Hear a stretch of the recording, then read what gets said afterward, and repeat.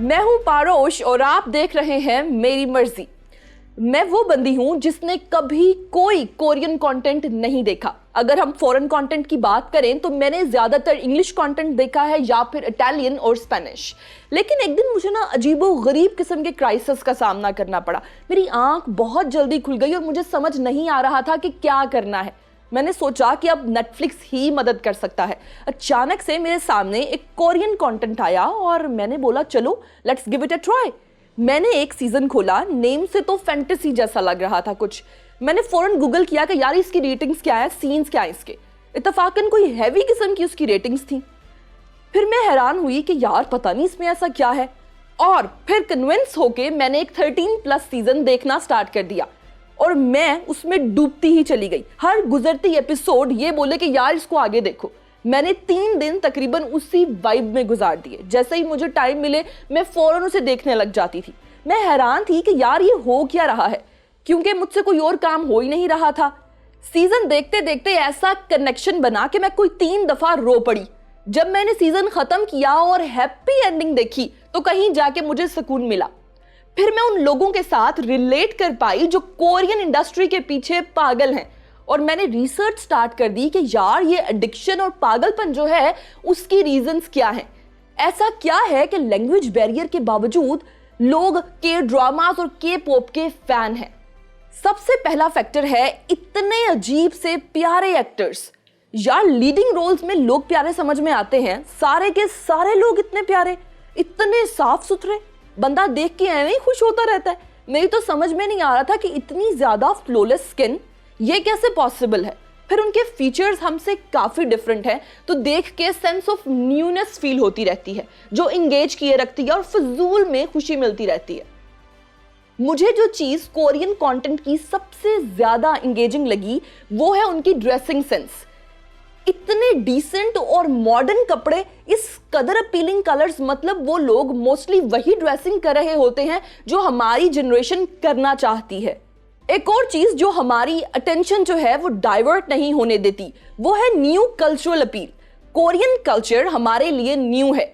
वो अपनी day to day life दिखाते हैं और हम बोर ही नहीं होते, क्योंकि हम न्यू कल्चर देख के अब्सॉर्ब करके अकम्प्लिश्ड फील कर रहे होते हैं।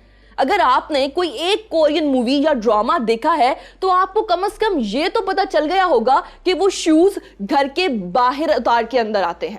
अब अगर हम प्लॉटिंग की बात करें तो कोरियन स्टोरी प्लॉट बॉलीवुड और हॉलीवुड से बहुत डिफरेंट है। Korean dramas easy to watch हैं, 15 to 20 से ज्यादा एपिसोड्स नहीं होती। इनकी स्टोरी हमारी स्टोरी से बहुत डिफरेंट होती है। ये फैंटेसी और रियल लाइफ को मिक्स करके दिखाते हैं और जल्दी जल्दी करते हैं जो भी करना होता है। कम से कम बॉलीवुड की तरह नहीं कि साल ही साल चीजें घसीटते रहें और व्यूअर को बस एंग्जाइटी दें। अब एक इंपॉर्टेंट रीजन कि लोग कोरियन ड्रामास देखते हुए रियलिटी से बिल्कुल बाहर निकल जाते हैं और डिफरेंट जोन में चले जाते हैं, उसकी रीजन ये है कि कोरियन ड्रामास हमें हमारी सोसाइटी से ब्रेक देते हैं। आप वर्चुअली ऐसी सोसाइटी का हिस्सा बन जाते हैं जिसमें फाउल लैंग्वेज कम से कम यूज की जाती है, वायलेंस कम से कम दिखाई जाती है, जहां मॉरल वैल्यूज का ख्याल रखा जाता है, जहां लोग प्योर और जेंटल दिखाए जाते हैं ज्यादातर। मैंने जितना कोरियन स्टफ देखा है उसमें एक चीज बहुत नोटिस की है, वो लोग गुड इंटेंशंस और ट्रुथफुलनेस को बहुत ज्यादा प्रमोट करते हैं। एक बहुत यमी फैक्टर है जो कोरियन एडिक्शन में अपना रोल प्ले करता है, वो है उनका mouth watering food. Korean dramas में फूड की एक बिल्कुल अलग सिग्निफिकेंस होती है। वो खाना बनाना भी इंजॉय करते हैं और खाना खा के भी इंजॉय करते हैं। मैंने अभी तक उनका जो कॉमन फूड देखा है वो है रेमन, बॉइल्ड एग्स, पोटैटोज और बहुत सारा मीट। कोरियन अपनी स्ट्रैटेजी की वजह से दुनिया को अपील करते हैं कि visit us, we are this colourful and flavourful. यार अगर हम इनके सिनेमाटोग्राफी की बात करें तो क्या ही बाकमाल डायरेक्टर्स और सेट डिजाइनर्स हैं इनके। सिचुएशन और लोकेशन इतने अच्छे से जल होती है इनकी। एस्थेटिक्स और ब्यूटी में तो कॉम्प्रोमाइज ही नहीं करते। और अगर आपको यकीन ना आए तो the legend of blue sea, goblin या डिसेंडेंट्स ऑफ द सन देख लें, आप भी यही कहेंगे। अगर आप रेगुलर कोरियन ड्रामा व्यूअर हैं तो आपने शायद ये महसूस किया होगा कि इनकी हर चीज एजेंडा बेस्ड है। हर चीज इस तरह से डिजाइंड है कि बहुत सारी मुख्तलिफ तरह की ऑडियंसेस इसे देख सकें। इसकी वजह है हैल्यू, जिसका मतलब है कोरियन वेव।